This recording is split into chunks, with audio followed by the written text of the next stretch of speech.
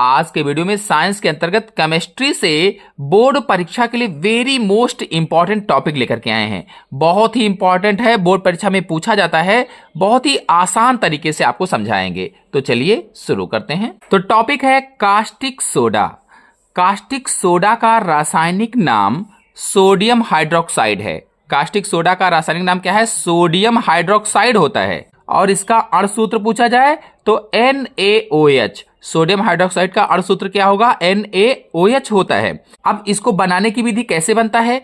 तो लवण जल में विद्युत धारा प्रवाहित करने पर, यानी जो सोडियम क्लोराइड युक्त जल होता है या जो नमक का घोल होता है, कह लीजिए नमक के घोल में विद्युत धारा प्रवाहित करने पर यह वियोजित होकर सोडियम हाइड्रोक्साइड उत्पन्न करता है। जो नमक का घोल है या लवणीय जल है, उसमें अगर विद्युत धारा प्रवाहित की जाए तो विद्युत धारा प्रवाहित करने पर यह वियोजित होकर के सोडियम हाइड्रोक्साइड उत्पन्न करता है।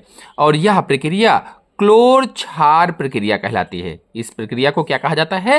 क्लोर क्षार प्रक्रिया कहा जाता है। कहने का मतलब यह है कि जो कास्टिक सोडा होता है, कास्टिक सोडा यानी NaOH जो होता है, सोडियम या उसके ऑक्साइड पर जल की क्रिया से प्राप्त किया जाता है। सोडियम या उसके ऑक्साइड पर जल की क्रिया से प्राप्त किया जाता है। तो देखिए यहां पर सोडियम क्लोराइड है, ये सोडियम क्लोराइड था जो नमक था और जल से क्रिया करवाया गया। सोडियम क्लोराइड को जल से क्रिया करवाया गया तो यहां पर क्या बना? सोडियम हाइड्रोक्साइड बन गया, यानी कि कास्टिक सोडा बन गया। ये क्या है?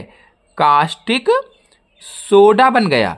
सोडियम हाइड्रोक्साइड कहो चाहे कास्टिक सोडा कहो। और यहां देखिए क्लोरीन और हाइड्रोजन भी उत्पन्न हो रहा है।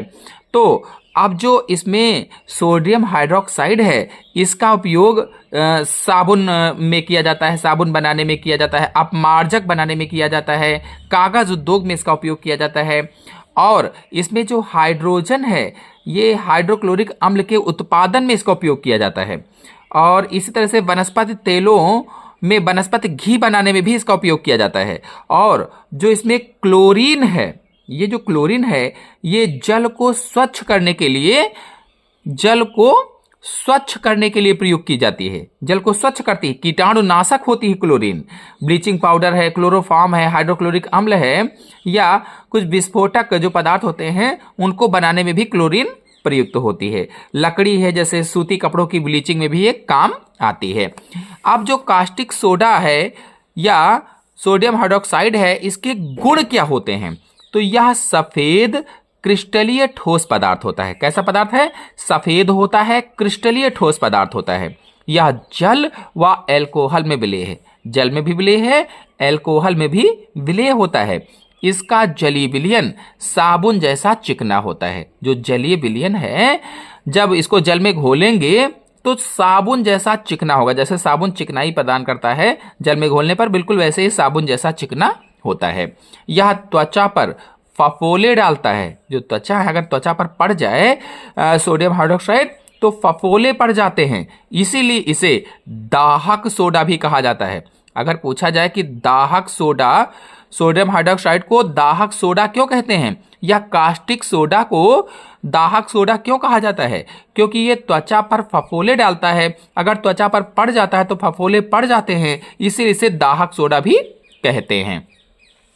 फिर अगला है, यह वायु की CO2 से क्रिया करके सोडियम कार्बोनेट बनाता है।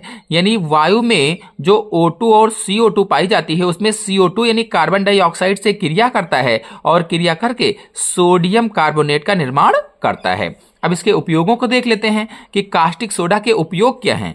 तो इसका उपयोग साबुन बनाने में किया जाता है। मैंने अभी यहाँ पर आपको बताया भी था कि जो सोडियम हाइड्रोक्साइड है, इसका उपयोग क्या करते हैं? साबुन बनाने में करते हैं।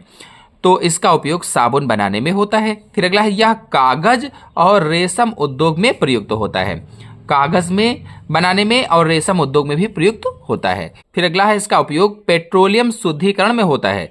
जो कास्टिक सोडा है, इसका उपयोग पेट्रोलियम को शुद्ध करने में किया जाता है। फिर अगला है, इसका उपयोग धातुओं से ग्रीस हटाने में किया जाता है। धातुओं से ग्रीस हटाने में, यह कई कार्बनिक व अकार्बनिक यौगिकों को बनाने में काम भी आता है। कई प्रकार के कार्बनिक यौगिक भी इसके द्वारा बनाए जाते हैं, कई प्रकार के अकार्बनिक यौगिक भी इसके द्वारा बनाए जाते हैं। फिर यह कार्बन डाइऑक्साइड और सल्फर डाइऑक्साइड आदि गैसों को अवशोषित करने में प्रयुक्त होता है, यानी इस CO2 व SO2 जैसी गैसों को अवशोषित करने में भी इसका प्रयोग किया जाता है। तो इस तरह से इसका यहां से यहां तक आप शॉर्ट ले लीजिए, इस जगह तक, और इसके बाद शेष बचे हुए भाग का शॉर्ट ले लीजिए। तो आशा है आपको वीडियो समझ में आया होगा, पसंद आया होगा। पसंद आया हो तो लाइक कीजिए, अपने दोस्तों में शेयर कीजिए। चैनल पर पहली बार आए हैं तो उसको सब्सक्राइब भी कर लीजिए। धन्यवाद।